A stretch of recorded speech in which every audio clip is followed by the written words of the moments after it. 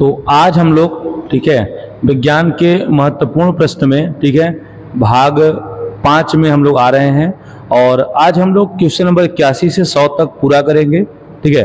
और आप लोग ऐसे ही जुड़े रहिए और हम लोग ढेर सारे क्वेश्चन लेके आएंगे, ठीक है ना। तो चलिए शुरू करते हैं पहले क्वेश्चन के साथ। क्वेश्चन नंबर 81 है, ठीक है। पहला क्वेश्चन कि निम्न में से किसका मान नगण्य होने पर कोई वस्तु नियत गति से चलती है, ठीक है। तो कह रहा है कि किसका मान नगण्य होगा तो कोई वस्तु नियत गति से चलती है। नियत गति का मतलब होता है कि वस्तु का जो वेग है, ठीक है ना, वेग में कोई परिवर्तन न हो। देखिए, अब अगर वेग में कोई परिवर्तन नहीं करेगा तो त्वरण क्या हो जाएगा, जीरो। त्वरण जीरो होने का मतलब यह है कि वस्तु पर कोई बल काम नहीं कर रहा है।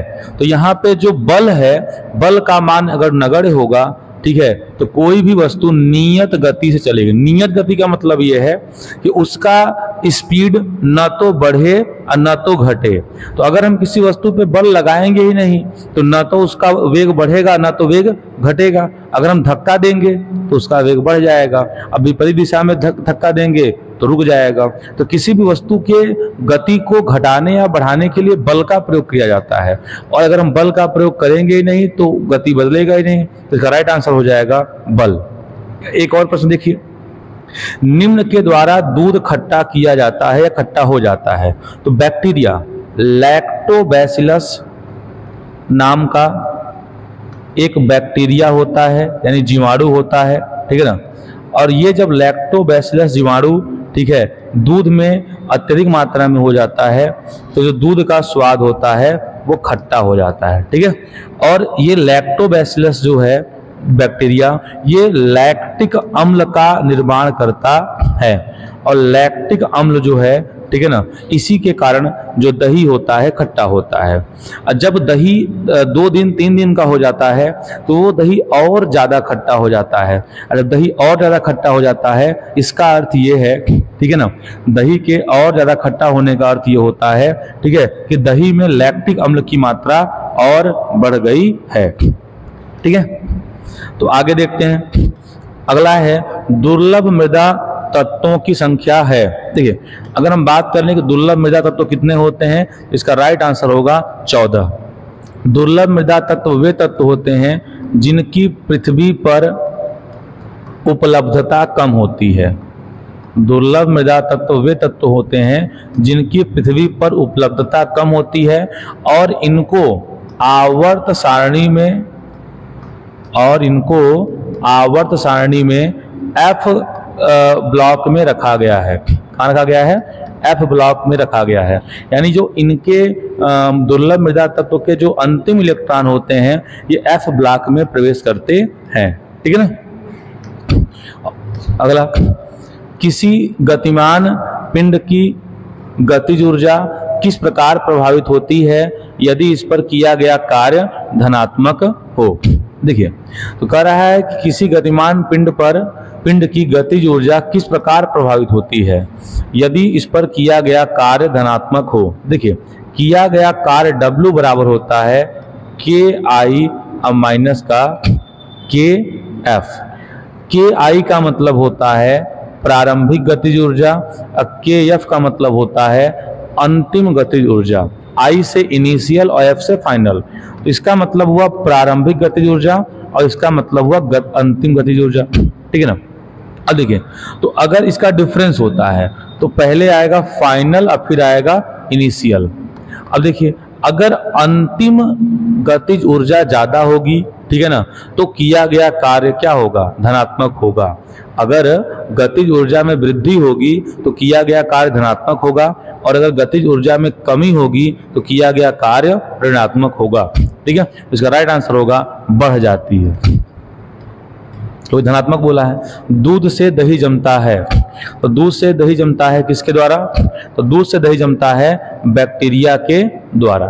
अब बैक्टीरिया के द्वारा कैसे जमता है, अभी आप लोगों ने देखा है लैक्टोबैसिलस बैक्टीरिया होता है जो लैक्टिक अम्ल का निर्माण करता है जिसके कारण दूध से दही बन जाता है। अगला है ऑक्सीजन के अणु में होता है। देखिए, ऑक्सीजन के अणु में होता है सहसंयोजक बंध। क्योंकि ऑक्सीजन का अणु होगा O2, और अगर दो परमाणु एक साथ मिलते हैं तो वो अणु का निर्माण करते हैं। अगर दोनों परमाणु एक जैसे हैं तो उनके बीच जो है सहसंयोजक बंध पाया जाएगा। जैसे क्लोरीन, इनके बीच भी सहसंयोजी बंध पाया जाएगा। हाइड्रोजन, इनके बीच भी सहसंयोजी बंध पाया जाएगा, ठीक है ना। N2, इनके बीच भी सहसंयोजी बंध पाया जाएगा। जब एक ही परमाणु का दो बार मिल जाए तो उनके बीच जो बंध बनता है सहसंयोजी बंध ही बनता है, यानी इलेक्ट्रॉनों का साझा, ठीक है। अब चूंकि ऑक्सीजन की बात करें तो ऑक्सीजन का होता है बाहरी कोश में 6 इलेक्ट्रॉन, ठीक है, और ऑक्सीजन की जो आयन होता है -2 होता है, तो -2 होता है, इसीलिए यहाँ पे दोहरा सहसंयोजी बंध होगा, एक वाला नहीं होगा। तो ऑप्शन नंबर ए सही होगा, ठीक है। अगला है, निम्नलिखित में कौन सी एक संचित ऊर्जा नहीं है? मतलब किस ऊर्जा को संचित का मतलब होता है स्टोर, यानी इकट्ठा नहीं कर सकते। देखिए, स्थितिज ऊर्जा संचित होती है, विद्युत ऊर्जा संचित होती है हमारी बैटरियों में, ठीक है ना, और रासायनिक ऊर्जा भी संचित होती है बैटरियों में, सेल में, लेकिन नाभिकीय ऊर्जा को संचित नहीं किया जा सकता, ठीक है। नाभिकीय ऊर्जा जो है, ठीक है, परमाणुओं के द्वारा बनाया जाता है, यूरेनियम और थोरियम के द्वारा, ठीक है ना। तो नाभिकीय ऊर्जा को हम संचित नहीं कर सकते, बाकी इन तीनों को किया जा सकता है। अगला है, मानव शरीर का सबसे बड़ा अंग कौन सा है? देखिए, अगर मानव शरीर के सबसे बड़े अंग की बात करें, ठीक है, तो यहाँ पे अंग का मतलब है आपका यकृत। अगर इसमें ऑप्शन त्वचा दिया होता, त्वचा, तो त्वचा सबसे बड़ा अंग हो जाता, ठीक है, पर त्वचा नहीं है, इसलिए मानव का सबसे बड़ा अंग, यानी अंग को हम कह सकते हैं ग्रंथि। तो मानव का सबसे बड़ा जो ग्रंथि है वो यकृत होता है, ठीक है, और पित्ताशय में पित्तरस बनता है, ठीक है ना। अगला है, असंतुलित रासायनिक समीकरण को क्या कहा जाता है? देखिए, असंतुलित रासायनिक समीकरण को कहा जाता है कंकालीय रासायनिक समीकरण। असंतुलित का मतलब क्या होता है? जैसे H2 अब +O2 मिलाया गया तो बन गया 2H2O, ठीक है। और अगर इधर हम, ठीक है, ये ना लिखें, लिख दें H2O। अब देखिए इधर कितने हाइड्रोजन है, तो अगर हम बात करें तो इधर आपका है हाइड्रोजन 2 ठो, ऑक्सीजन का इतना है, ऑक्सीजन भी 2 है, लेकिन इधर देखें तो इधर भी हाइड्रोजन आपका 2 है, लेकिन ऑक्सीजन एक ही है। तो क्या बताइए, जितने परमाणु हैं सबके सब दोनों तरफ के बराबर है? नहीं, इधर का तो हाइड्रोजन और ऑक्सीजन 2 ठो है, बट इधर हाइड्रोजन 2 है और ऑक्सीजन 1 है, इसलिए ये जो है संतुलित नहीं है। संतुलित का मतलब ये होता है कि इसे हम लोग बोलते हैं क्रियाफल, इसे बोलते हैं बच्चों क्रियाफल, और इसे हम बोलते हैं क्रियाकारक, उसे बोलते हैं क्रियाफल, ऐसे बोलते हैं क्रियाकारक, ठीक है। तो जो क्रियाकारक होता है बच्चों, ठीक है ना, क्रियाकारक और क्रियाफल के अगर परमाणु आपस में बराबर हैं तो उन्हें हम कहते हैं संतुलित, और बराबर नहीं है तो असंतुलित, ठीक है। आगे, निम्नलिखित में कौन सा एक परंपरागत ऊर्जा स्रोत है? देखिए, परंपरागत ऊर्जा स्रोत वे स्रोत होते हैं जो, ठीक है, कभी समाप्त न हो, जिनके रिसोर्सेस कभी समाप्त न हो। तो देखिए, ज्वारीय ऊर्जा जो समुद्र में आती है कभी नहीं समाप्त होगी, भूतापीय ऊर्जा नहीं समाप्त होगी, सौर ऊर्जा नहीं समाप्त होगी, लेकिन जैव मात्रा ऊर्जा का मतलब डीजल पेट्रोल से है, तो ये समाप्त हो जाएगा, इसलिए इसका राइट आंसर होगा डी, ठीक है। अगला, एंजाइम होते हैं। देखिए, आप लोगों ने बहुत सारे एंजाइम का नाम सुना होगा, टाइलिन एंजाइम्स का नाम सुना होगा, लाइपेज एंजाइम्स का नाम सुना होगा, ट्रिप्सिन का नाम सुना होगा। जितने भी एंजाइम्स होते हैं एक्चुअल में ये प्रोटीन के बने होते हैं। अभी एंजाइम्स करते क्या हैं? तो एंजाइम्स जो है, जो भी हम भोज्य पदार्थ खाते हैं वो जटिल होता है। अब जटिल भोज्य पदार्थ को, ठीक है, सरल अणुओं में जो तोड़ना है, यही कहलाता है एंजाइम्स का कार्य। तो एंजाइम्स का कार्य है जटिल भोज्य पदार्थ के अणु को सरल पदार्थों में तोड़ना, ये काम होता है एंजाइम्स का, ठीक है। अब बात करें निम्न में से गैर ध्रुवीय सहसंयोजक बंध दर्शाता है। देखिए, तो गैर अध्रुवी मतलब ध्रुवी यानी किसमें ध्रुवीय नहीं है। देखिए पानी की बात करें तो पानी का सूत्र होता है H2O, आपको पता है हाइड्रोजन प्लस होता है ऑक्सीजन माइनस, तो ये तो ध्रुवी होगा। अमोनिया, तो अमोनिया में नाइट्रोजन और हाइड्रोजन, तो नाइट्रोजन माइनस होता है हाइड्रोजन प्लस होता है, तो ये भी होगा। सल्फ्यूरिक अम्ल तो H2SO4, H2 जो है प्लस आयन देगा और SO4 जो है माइनस आयन देगा, तो ये तीनों ध्रुवीय हैं। लेकिन जो क्लोरीन है Cl2, तो Cl2 में दोनों क्लोरीन निगेटिव देंगे, तो ये अध्रुवीय हुए। ध्रुवी माने एक प्लस हो एक माइनस, और इन तीनों में आप लोग देख रहे हैं कि एक प्लस है और एक माइनस है इन तीनों में, इसलिए ये तो ध्रुवी हो जाएंगे। लेकिन क्लोरीन में दोनों माइनस है, इसलिए क्या हो जाएगा, ये गैर ध्रुवीय। गैर ध्रुवीय को ही हम बोल सकते हैं अध्रुवीय यानी नॉन पोलर। ठीक है, अगला, जल खींचने वाले विद्युत पंप द्वारा हम बदलते हैं। घर पे आप लोगों ने देखा होगा जो मोटर लगा होता है उसी को बोला जाता है विद्युत पंप। तो क्या करता है ये, तो ये विद्युत ऊर्जा को स्थितिज ऊर्जा में कन्वर्ट करता है। ठीक है, आप लोगों ने देखा होगा कि जो मोटर होता है, मोटर में हम जब बिजली की सप्लाई देते हैं तो ये जो है उसे कन्वर्ट कर देता है। ठीक है ना, तो याद रखिएगा कि ये जो है, ठीक है, चेंज कर देगा विद्युत ऊर्जा को स्थितिज ऊर्जा में। ठीक है, अगला प्रश्न है कि लार ग्रंथ से कौन सा एंजाइम स्रावित होता है। तो अभी हम लोग चर्चा किए हैं कि जो लार ग्रंथि है इससे एमाइलेज जो है एंजाइम्स स्रावित होता है, निकलता है। एमाइलेज जो है ये कार्बोहाइड्रेट के पाचन में सहायक होता है। और लाइपेज जो है, तो लाइपेज जो है वसा के पाचन में, और ट्रिप्सिन जो पेप्सिन है, तो पेप्सिन भी वसा के पाचन में सहायक होता है।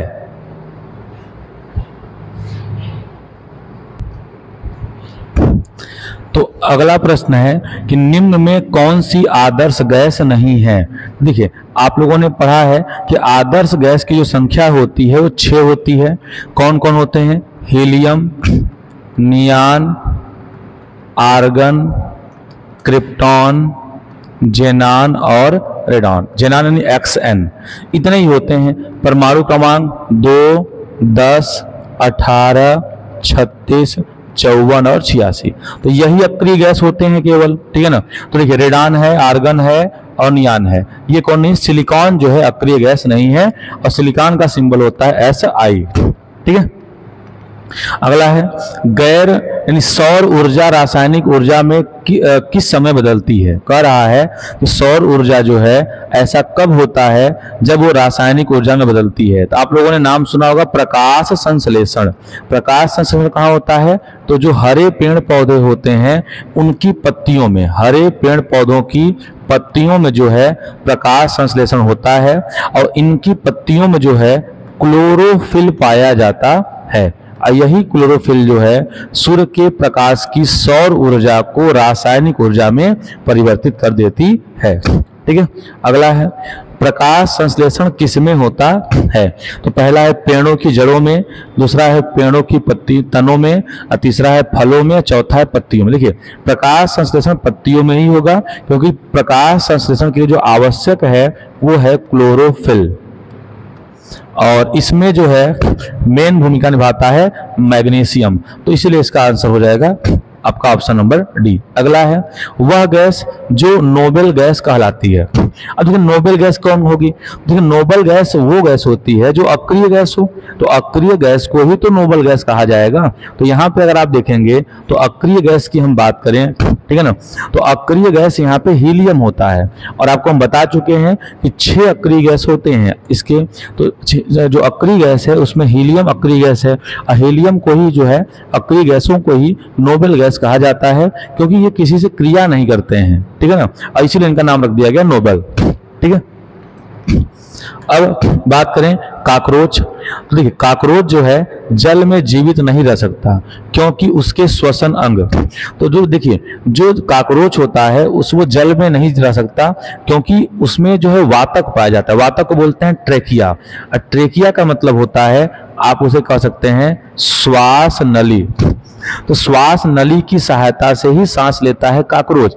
यदि काकरोच जो है जल में चला जाएगा तो ट्रैकिया से वो जो है सांस नहीं ले पाएगा और जिसके कारण उसकी मृत्यु हो जाएगी। देखिए क्लोम यानी गिल, गिल का मतलब होता है गलफड़ा, गिल का मतलब होता है गलफड़ा, और गलफड़ा जो है जलीय जीवों में पाया जाता है, मछलियों में, ठीक है ना।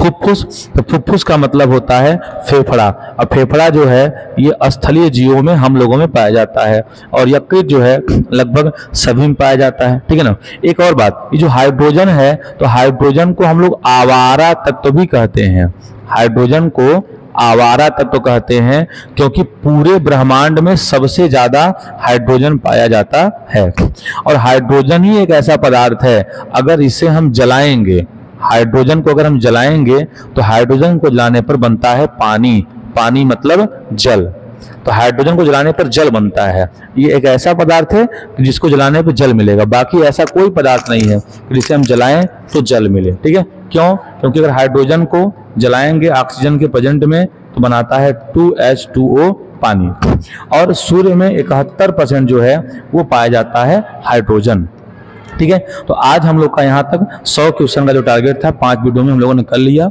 अब जो अगला वीडियो होगा फिर आपको इसी समय पर मिलेगा, ठीक है ना। और आप ऐसे ही सपोर्ट करते रहिए ताकि हम जो है और अधिक से अधिक प्रश्न ले आ सकें, और ऐसे ही आप लगातार वीडियो को देखते रहिएगा, ठीक है ना, और अपने ज्ञान को बढ़ाते रहिएगा। तो ज्ञान बढ़ाते रहेंगे तो आपके लिए बहुत ही अच्छा रहेगा, आपके उज्जवल भविष्य के लिए, ठीक है। तो हम लोग मिलते हैं अगले वीडियो में, ठीक है। धन्यवाद।